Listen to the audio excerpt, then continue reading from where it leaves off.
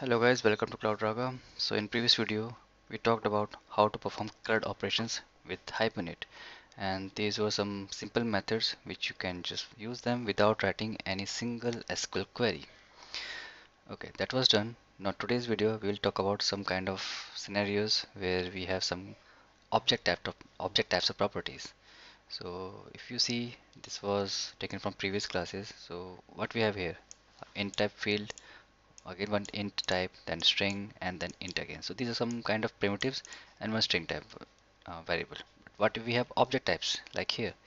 If we check out this student class, so we have id as a int, name as a string, age as a int, then address as a address object, and address itself is a object.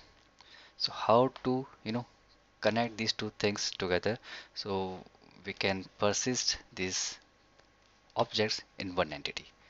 So that concept is known as value object or value types. So what are value types? They does not belongs they actually belongs to an entity object, and they don't have their own identifier. That means a primary key. So we can definitely save these value types, but they won't have their own primary key. That means we are not going to mark this class, address class, as a entity class. But for a student, yes, I have already mentioned here, student is a entity class here, and address is a value type. So address just being a part of it, it's kind of supporting it. So that's a value type here. So we will inject it, but as a value type. And to like allow this feature to have in our project, we will use some annotations like at embeddable.